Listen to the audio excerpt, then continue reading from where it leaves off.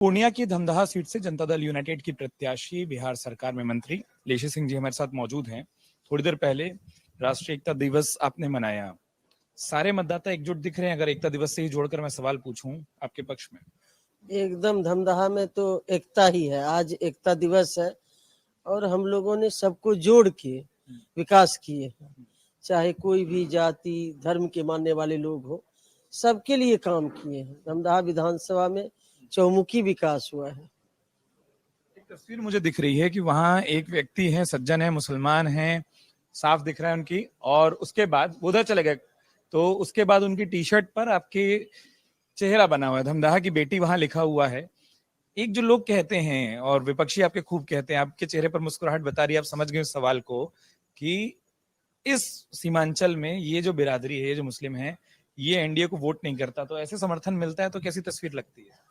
देखिए, तस्वीर जाके जब क्षेत्र में देखिएगा धमदाहा विधानसभा में, तो आपको देखने को मिलेगा वहाँ जो अल्पसंख्यक समाज के लोग हैं उनका हम लोगों ने विकास किया, सबका काम किए हैं, सब लोग हमारे साथ हैं।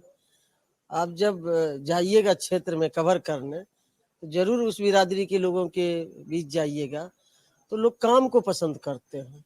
अब वो बात नहीं है कि लोग डर दिखा के, भय दिखा के, धार्मिक उन्माद फैला के, जाति धर्म में बांट के लोगों का वोट लेंगे। अब लोग चाहते हैं विकास हो, बहुत हो गया ये सब बात। अब लोग चाहते हैं कि मुख्यधारा में जुड़ के विकास चाहिए उनको। हम लोगों ने विकास किया है, विकास करके लोगों का दिल जीते हैं। इसलिए यहाँ कोई, हमारे यहाँ न हिंदू मुस्लिम सिख ईसाई का कोई मामला नहीं है।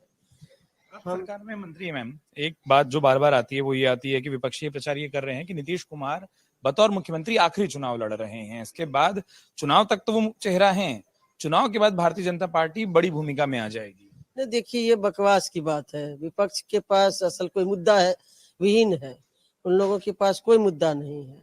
हमारे माननीय मुख्यमंत्री नीतीश कुमार जी एनडीए के नेता हैं और उनके नेतृत्व में चुनाव लड़ा जा रहा है, वही मुख्यमंत्री होंगे।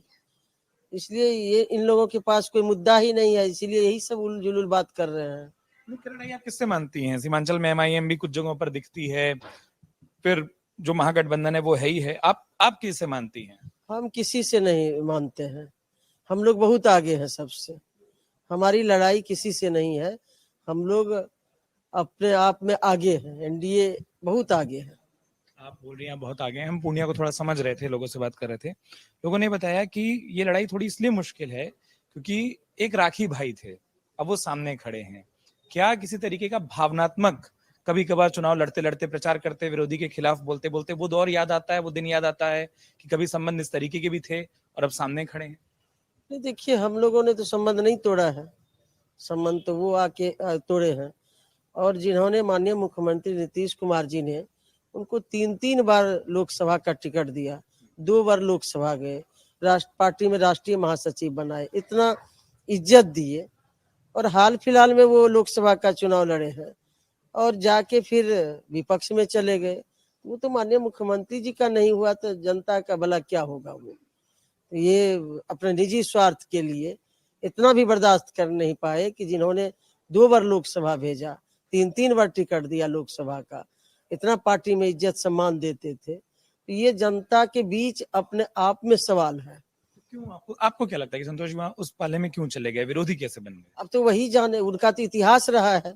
आप देख लीजिए, कस्बा में 2005 फरवरी में निर्दलीय लड़े, नवंबर में लोजपा से कस्बा में लड़े, जहां कस्बा ने पहचान दिया तो वहां से भाग के चले गए बाईसी में चुनाव लड़े बीजेपी से, वहां जीते, बीजेपी से फिर चले आए जेडीयू में 14 में, 3 बार इस पार्टी से लड़े, अब फिर चले गए लालटेन में। तो हमको लगता है अब कोई दल तो बचा नहीं है, जो बचा नहीं है तो वही बता पाएंगे कि उनका क्या रहा है। दल और नेता के प्रति निष्ठा नहीं है, सिर्फ उनका तो सब लोग देख रहे हैं किस तरह से चाल चरित्र है। आप क्षेत्र में निकलने वाली एक चीज ये पूछूंगा, बतौर मंत्री, बतौर विधायक कई सारे काम हैं जिनको आप बताती हैं, गिनाती हैं अपने मंचों से, लेकिन अगले 5 साल का रोड मैप क्या है? किस मुद्दे पर आप ये चुनाव लड़ने जा रही हैं? देखिए, हमारी सरकार का जो एनडीए का जो मुद्दा है, जो आगे का विजन है, जो हमारी आधी आबादी है उसका सशक्तिकरण पहले से भी सरकार कर रही है। युवाओं को रोजगार और जो आधारभूत संरचना है, जो मूलभूत सुविधा है जो लोगों को चाहिए, सड़क, शिक्षा, स्वास्थ्य, बिजली, यही मुद्दा है हम लोगों का। हम लोगों ने तो क्षेत्र में बहुत काम किया है, हर क्षेत्र में काम हुआ है।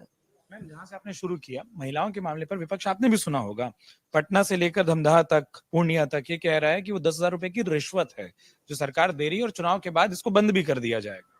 नहीं, एकदम नहीं, ऐसा नहीं होता है। कोई भी सरकार कोई भी स्कीम या योजना चलाती है तो जो कैसे बंद कर देंगे? आप रिश्वत कैसे हुआ? एक दिन का थोड़े है, ये तो 20 वर्षों का महिलाओं के लिए सशक्तिकरण है। एक दिन का तो है नहीं कि आज कर दिए, ये तो सिलसिला चल रहा है। चलते चलते चलते चलते काम जो भी इतने बहुत बड़े पैमाने पर पूरे बिहार में महिला संवाद हुआ, महिलाओं ने जो बात रखी उसके आधार पर योजना बनाया गया कि उनको और भी रोजगार की आवश्यकता है। 10,000 दिया गया रोजी रोजगार के लिए, फिर और आगे भी 2 लाख का प्रावधान है उसमें। 6 महीना के अंदर यदि आवेदन देंगी कि और रोजगार बढ़ाएंगे।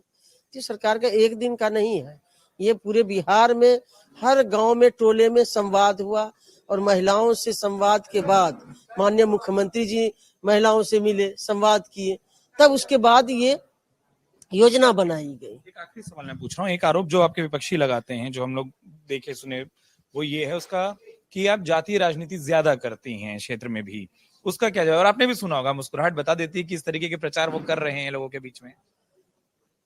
देखिए, जो लोग भी जाति धर्म की बात करते हैं, जो लोग भी करें, हम लोग तो उसमें नहीं पड़ते हैं। हमारे नेता माननीय मुख्यमंत्री नीतीश कुमार जी न्याय के साथ काम कर रहे हैं, सबका सम्मान करते हैं, सभी का काम कर रहे हैं। हम लोग उसी मूल मंत्र को लेकर आगे बढ़े हैं। और जो व्यक्ति जाति धर्म मजहब की बात करता है वो कमजोर व्यक्ति होता है। जाति की बात धर्म की बात जो करे वो सबसे कमजोर सबसे वीक लोग होते हैं, क्योंकि उनके पास कुछ आधार नहीं होता है। तो यही लोग करते हैं।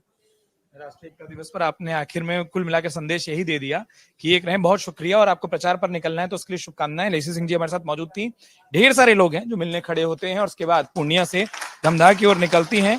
तालियां समर्थन से बज रही हैं। 14 तारीख को किस तरीके का परिणाम आता है वो भी देखेंगे। बहुत बहुत शुक्रिया मैं अपना वक्त देने के लिए, बहुत धन्यवाद। अगर आप ये वीडियो YouTube पर देख रहे हैं तो हमारे चैनल को सब्सक्राइब कर बेल आइकन दबाएं, और Facebook पर देख रहे हैं तो हमारे पेज को लाइक करें।